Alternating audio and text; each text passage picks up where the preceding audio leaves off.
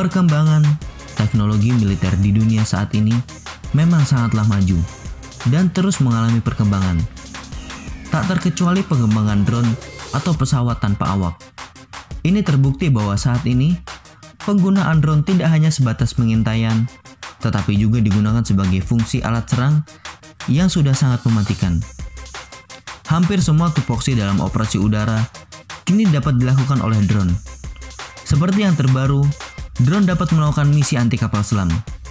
Seperti belum lama berselang, General Atomics Aeronautical System dan Angkatan Laut Amerika Serikat telah berhasil melakukan uji coba peluncuran Snowboy dari drone jenis MQ-9A Reaper Block 5. Uji cobanya sendiri telah dilangsungkan pada November lalu di lepas pantai California. Dikutip dari navalnews.com, disebutkan bahwa uji coba misi anti kapal selam difokuskan sebagai bagian dari pengembangan kemampuan dari MQ-9B Sea Guardian. Dalam uji coba misi anti kapal selam, MQ-9A Reaper meluncurkan sampai 10 unit Snowboy untuk mengukur kondisi air dan memantau sasaran di bawah permukaan laut. Kemudian data-data yang diterima dari Snowboy akan dikirimkan secara real-time ke Ground Control Station yang berada di Laguna Flight Operation Facility berlokasi di Yuma, Proving Ground, Arizona. Dalam uji coba misi anti kapal selam, MQ-9A Reaper dilengkapi berbagai perangkat khusus, mulai dari SATCOM, Directional Frequency Analysis, Recording, Directional Command Active Snowboy System, dan BT Thermography Snowboy.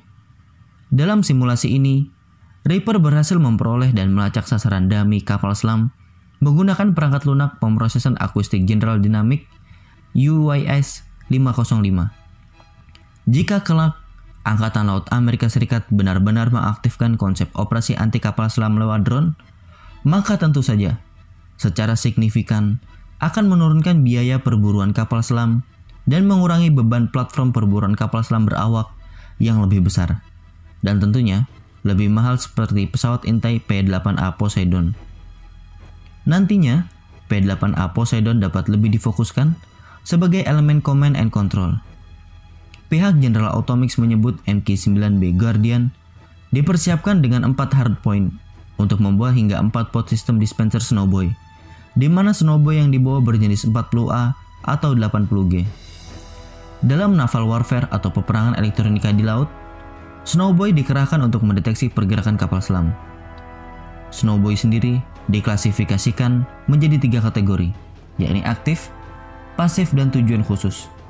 Snowboy aktif memancarkan energi suara atau ping ke dalam air dan menangkap gema belik radio UHF atau VHF ke kapal atau pesawat udara penerima. Snowboy aktif akan terus melakukan ping untuk mendapatkan deteksi bawah air.